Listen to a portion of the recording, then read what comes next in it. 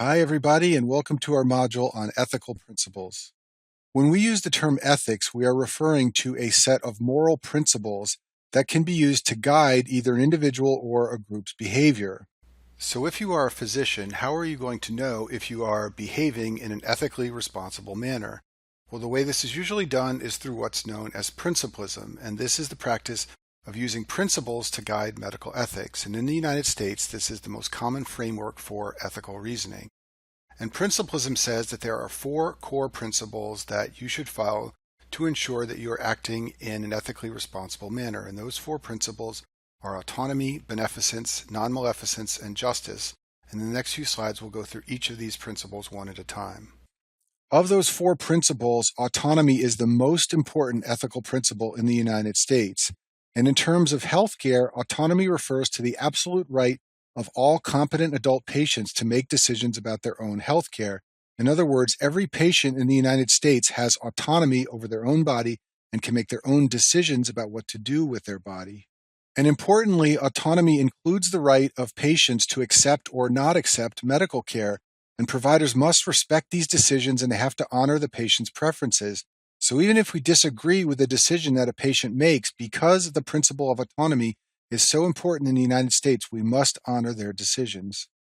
And the way this is often tested in the USMLE exam is you are presented with a scenario where a patient declines medical care and they ask you what is the most appropriate response.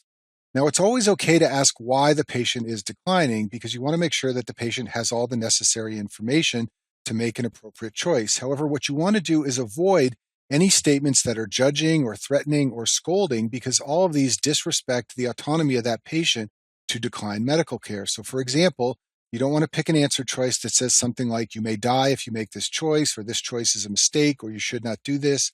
All of these answers suggest that you are not respecting the patient's autonomy to decline medical care.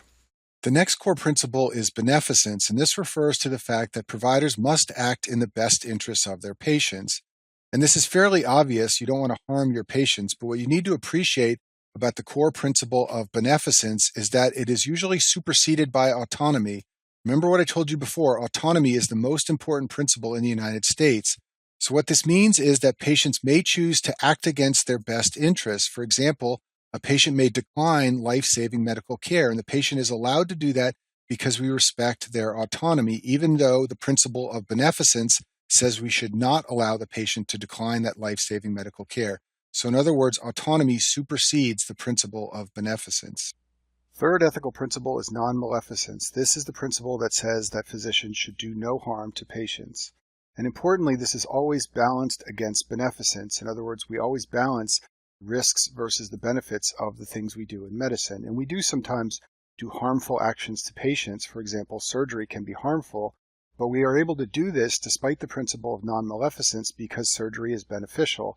So in that instance, we are doing harm to a patient, but we're doing it for a good reason, and therefore it is ethically acceptable. And the final core principle is justice. This refers to treating patients fairly and equally. It also refers to using healthcare resources equitably. And the clinical scenario where this often comes up is in triage. So in the emergency room, we often see the sickest patients first, and we see less sick patients last. This is called triage.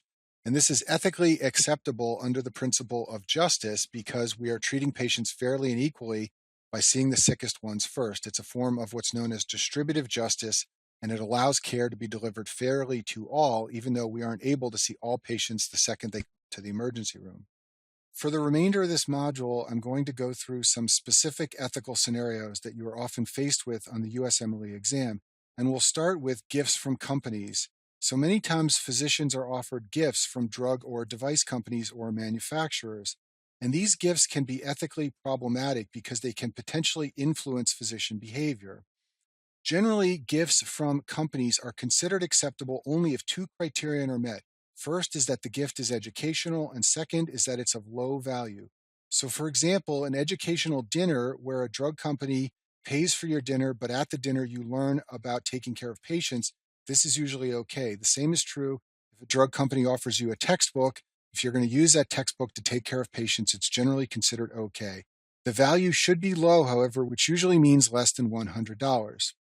Larger gifts that are not educational are not acceptable. So, for example, drug companies cannot give you cash or tickets to ball games or vacations. These things are all considered not acceptable because they are not educational and they are not of low value.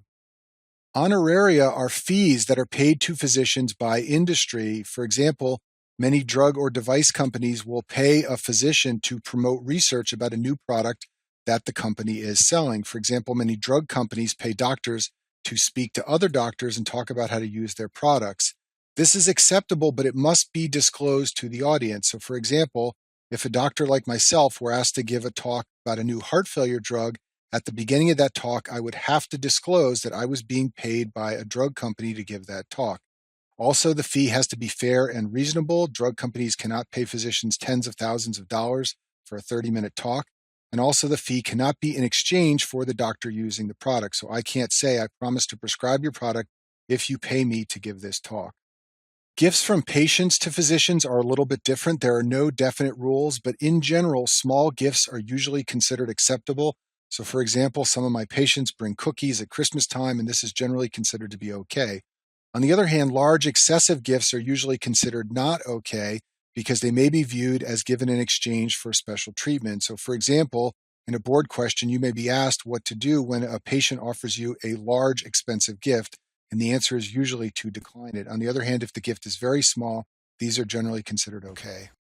Romantic relationships with current patients are never okay.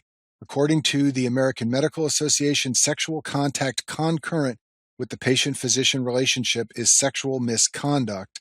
So anytime you're faced with a board question about a patient who wants to date you, the answer is to always say, I cannot date you because you are my patient. Now, sometimes one of the answer choices will say to break off the physician-patient relationship, and then you can date the patient. You should be very careful about choosing an answer like this.